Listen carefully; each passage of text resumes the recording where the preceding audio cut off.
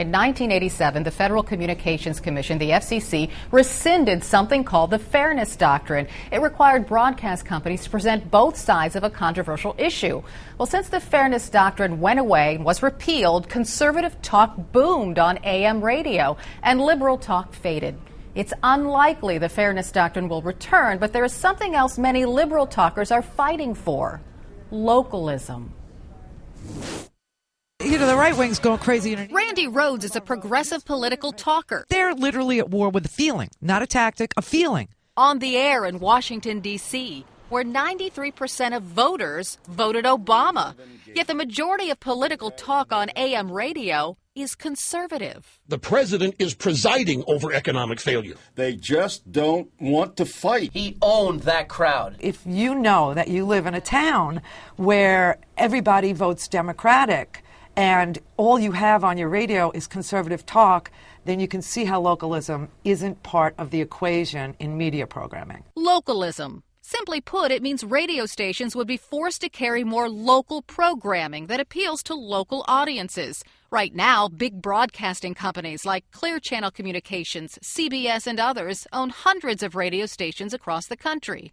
And much of what they broadcast aren't shows with local personalities, but syndicated shows featuring Rush Limbaugh. Giant economic rebound. And Sean Hannity. Well, he's going to rise a little faster than he ever dreamed. Talkers, Rhodes says, do not reflect D.C. Diversity always gets a better result than just this one steady, lockstep repetition of same talking points over and over. In November, the FCC will hold a media workshop, as is required every 4 years. Among the topics, the state of the current media marketplace. Men and women are dying over there in Afghanistan. Bob Durgan, a conservative talker in Pennsylvania, is wary of localism. They want to program the radio station. They want to tell the people what they're going to hear. They don't want the people hearing what they want to hear. They want the people to hear what they want the people to hear. And they want people to hear more liberal radio, more diversity. Durgan says liberals want it all, even though they have plenty now, not only on the radio and cable TV. Tonight's worst persons in the world. But on commercial TV and in Hollywood. Congressman Doolittle, Michael Moore. Camille Paglia, a social critic and Obama supporter. I find the motivation for this, all this talk about the local show, is actually covert. It's actually a way to try to ambush right-wing radio, which has indeed risen up as a powerful force in response, to the shutdown of conservative viewpoints coming from the major media.